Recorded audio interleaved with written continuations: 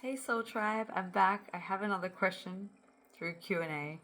And this one I'm just going to summarize. So it's come in and asked the question around what happens with the feeling or sensation of something being fundamentally wrong or flawed within yourself. What is that? Is that an installation? Is that a program? How does it get there? Does that come in childhood? And so I want to speak to this because this hasn't really come up a lot until the last week. And so I thought the question was really timely, and maybe it's something that's in the collective field. So first of all, I want to address that we are absolutely perfect in there is so much perfection in the humanness, in our soul as we come in, as children, as souls in utero, in the womb. Once we get here, there can be a lot of programming and installation, and as I've spoken of many times, implants and installation of societal programs.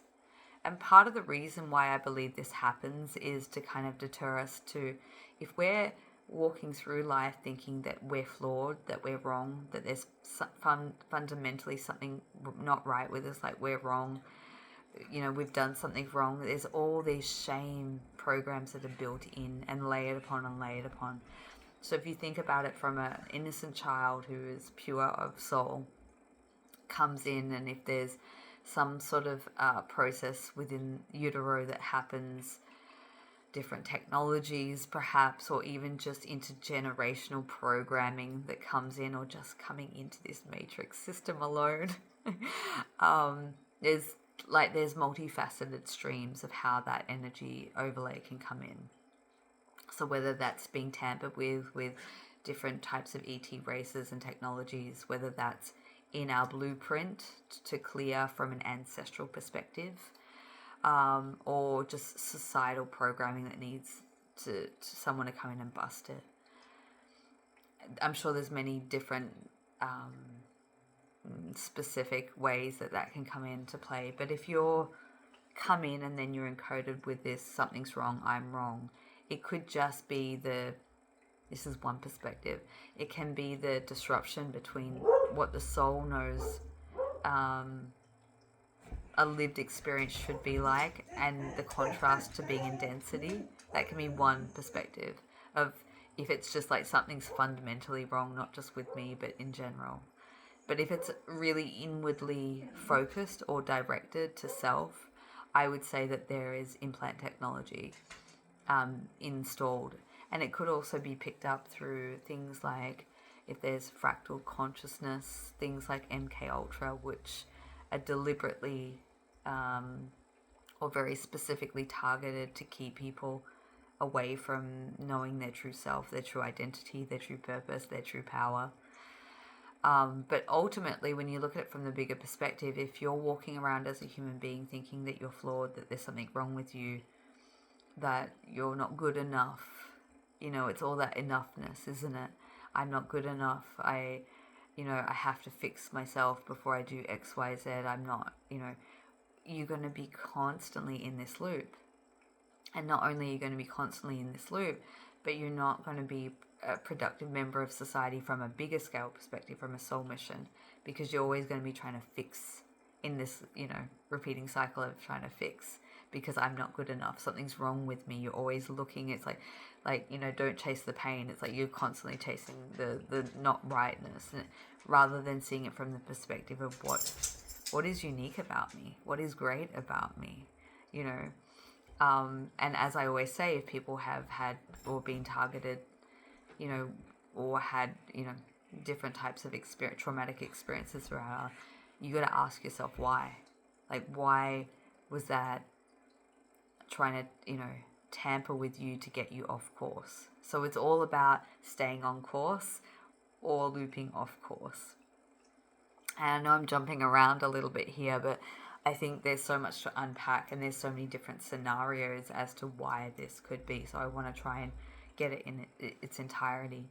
But if you're having this fundamental mind program, which essentially is what it is, of like, I'm not good enough or there's something wrong with me, you're going to be constantly attracting, reaffirming situations and scenarios in your reality that confirm that, essentially. Like, I am not good enough. I am not, there is something wrong with you. You're going to attract partners or parents or friends that kind of verbalize these types of things.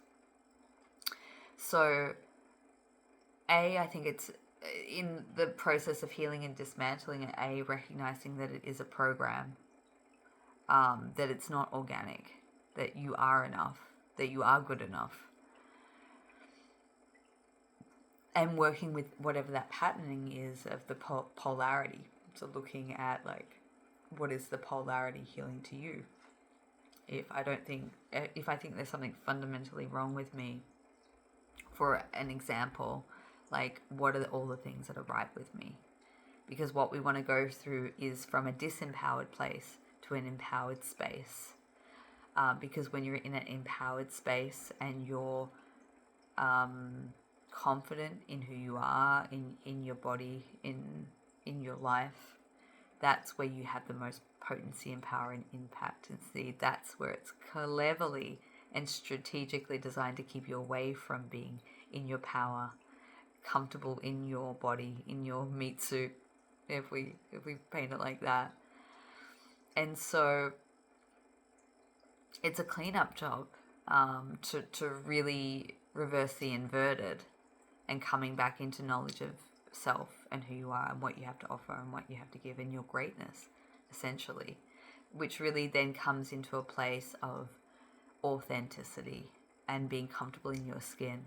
Because when we are comfortable with our unique quirks and, things that we feel paint us as being different, and be okay with that, we find that our reality changes and the people in our life might change or go away. But essentially what we're doing is we're then creating a reality where eccentricity and uniqueness is being embraced. And I think that's part of a bigger collective process that we're in, is moving from the high strangeness to these inverted programs dissolving within us and within the collective, and then moving into a place of authenticity, into a place of personal empowerment, and reclaiming who we truly are and all that we have to bring and offer. So I hope that helps someone out there.